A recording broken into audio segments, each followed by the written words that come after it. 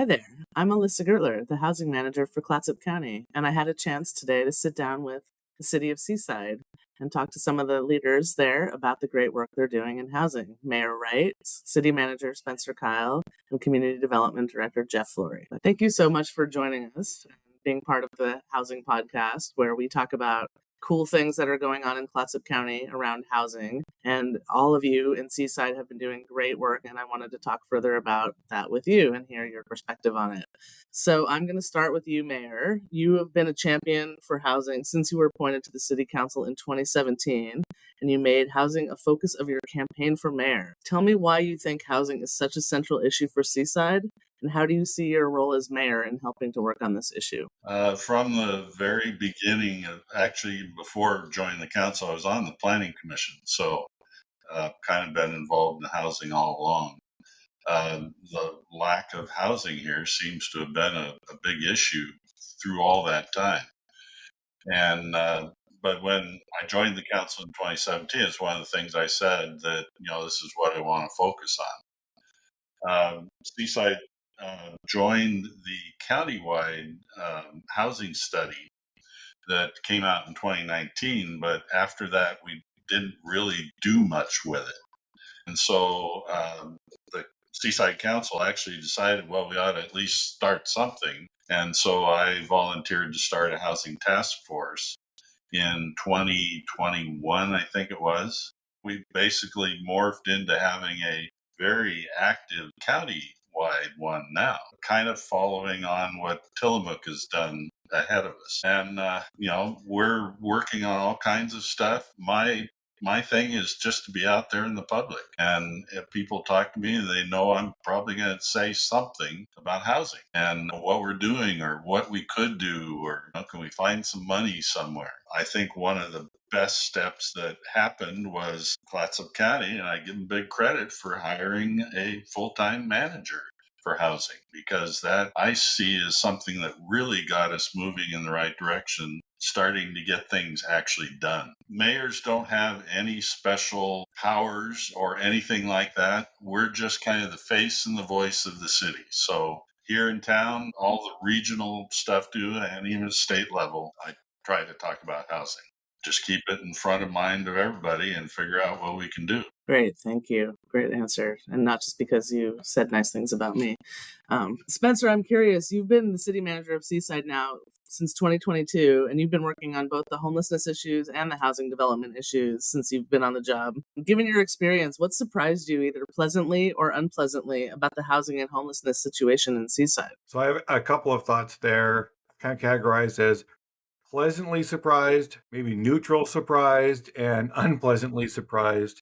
I think our community has been very supportive of housing, recognizing the need for additional housing, for affordable housing. The community as a whole is very supportive. We had recently an affordable housing project.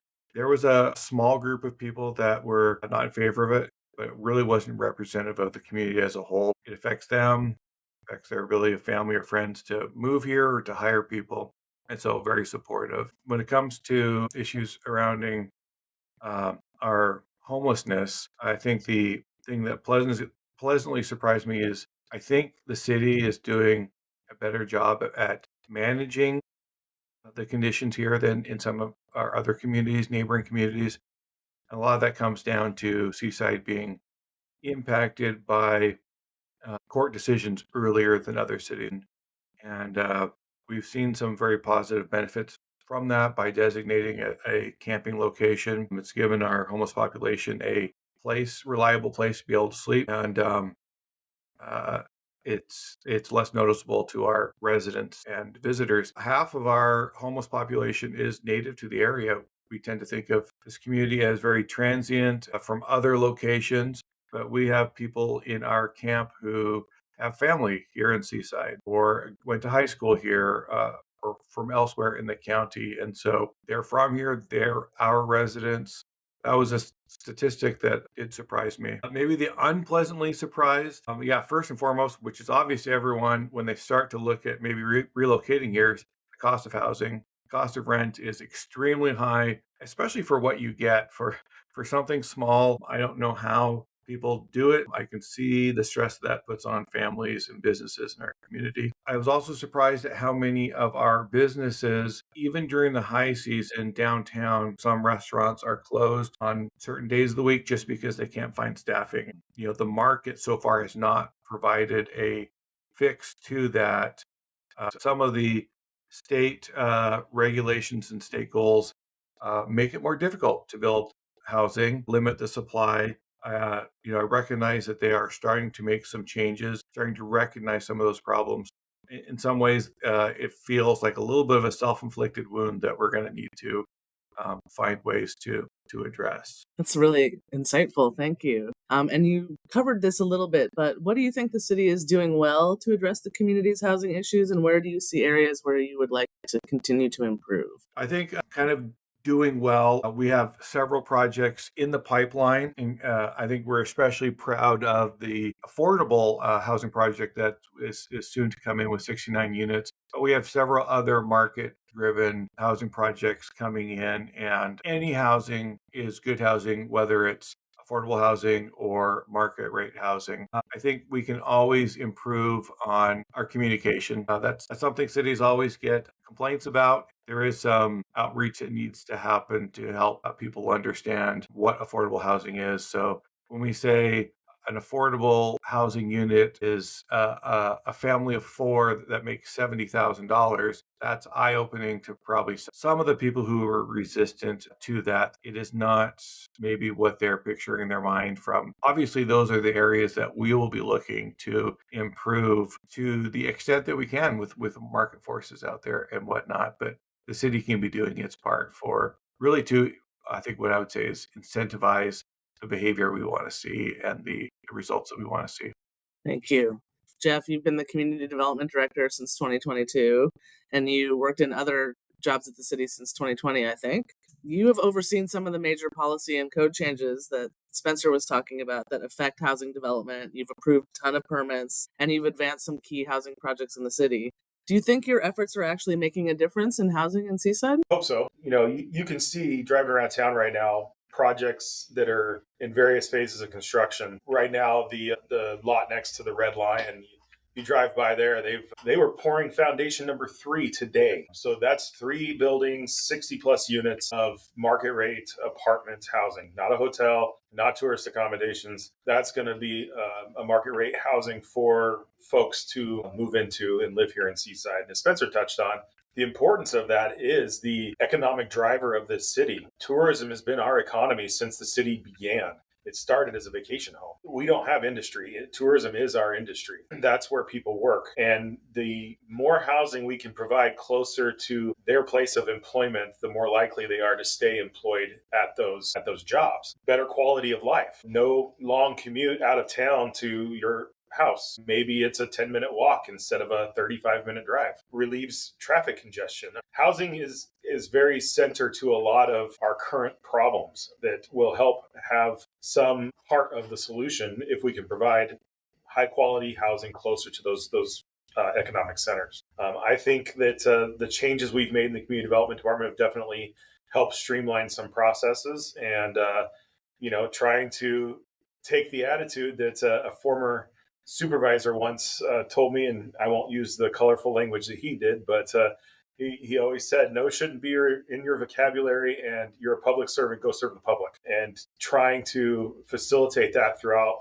our staff over here that, hey, we want to make sure we're following our codes, make sure we're following the building codes, but do so in a way that's helpful to the developers so that they are putting out a good quality, safe product. I mean, that's at the end of the day, that's what we're here to do, is to help facilitate their permitting process, not necessarily be the regulatory arm of it. That is a portion of our job, but it shouldn't be the main focus of our job. Our job should be to facilitate a path for them to build housing. And when we start talking about regulations and codes and all the things that go into getting a permit, the mayor sees it. He's on the same meetings with the LOC on the weekly calls that I am, especially when the legislature's in session. The state is providing some pathways to help facilitate some of this. I've also sat on some calls where people in my position aren't necessarily happy about that at all. And I'm trying to use those tools to get us to the point where we have the Pacifica development submitting for permits, hopefully by the end of next month, with groundbreaking in October, and helping people be able to fit housing in locations that they otherwise wouldn't be able to because they didn't know about a certain tool that's been provided to us from the legislature. Some of those tools are very helpful when it comes to facilitating housing development.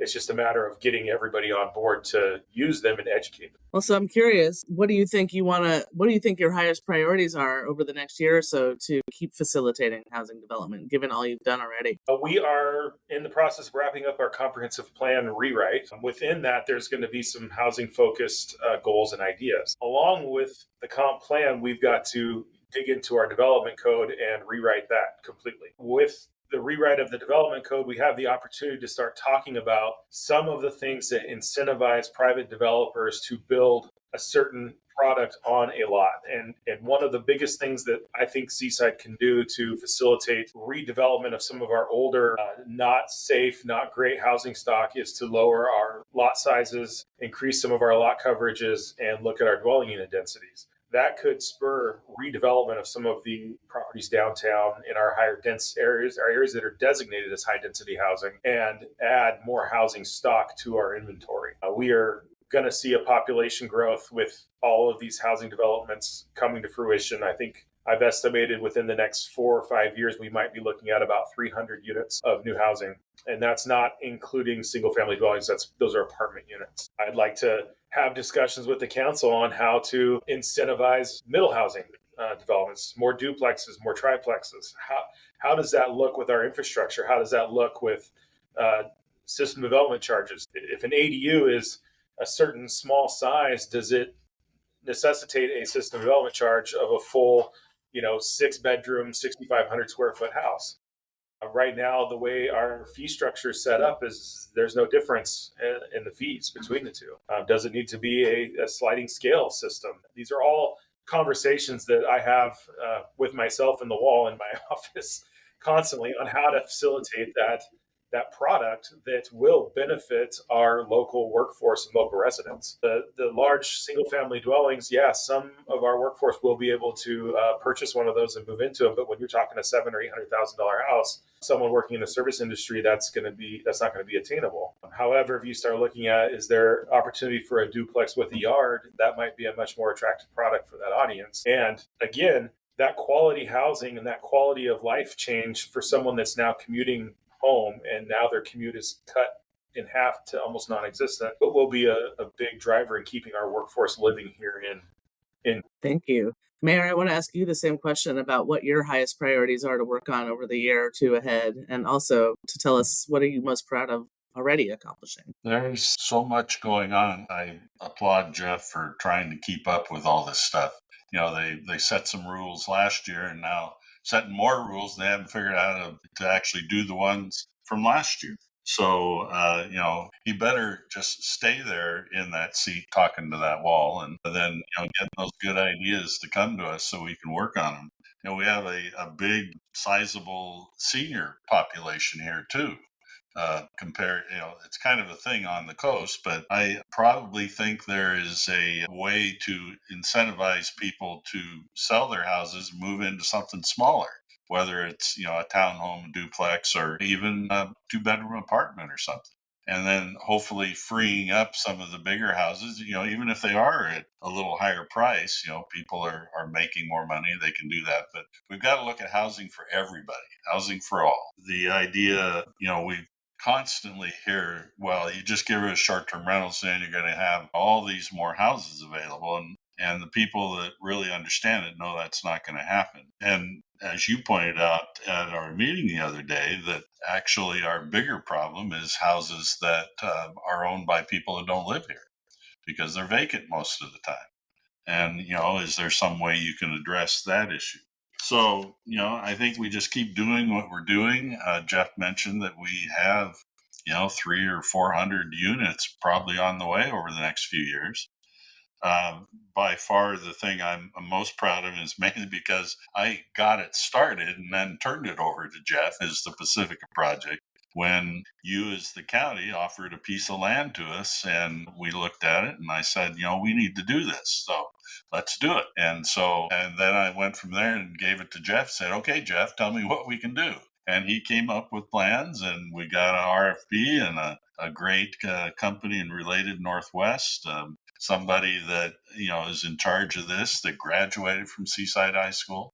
And so it's just so cool. And I'm looking forward to being able to, be part of the groundbreaking. But when we start to see the people moving in early 2027, they'll just bring it to fruition. The other thing, and you know this as well as anybody, I say whatever's good for one of our cities along the coast here is good for all of us. Keep pushing that idea. We're only 25 miles between Astoria and Cannon Beach. And one of the studies, I think Jeff Adams was one of the first ones that showed it, that the half of the workers in Seaside come from somewhere else, and half of the ones then that come in here live somewhere else. So whatever works, for instance, for Warrenton, since they have some big plans and they have some land, whatever we can do to help them get the infrastructure they need, I'm going to support them 100% to do that. And I think as a whole, the county operates pretty well that way. And I hear it across the state. You're Clatsop County, you're the ones doing such and such. And whether it's regarding homeless deflection programs for the jail, all these kind of things. We're kind of up here in this northwest corner of the state, kind of separated from everybody. We're a good example of the rest of the state, how you get along with each other. You can accomplish some good stuff. Yes, I think you, Mayor, and really all three of you have been great examples of regional leadership and working together across city boundaries to solve problems at the bigger scale. And I think your efforts are really noticeable. And it's great for the county to have a partner like Seaside so that we can get more done together. You've all had a lot of good things to say, but is there anything else that you're doing in Seaside or that you want our listeners to know about? The one thing that people just have to remember, and we're narrowing it down pretty good, is there's just not a lot of places left to build here.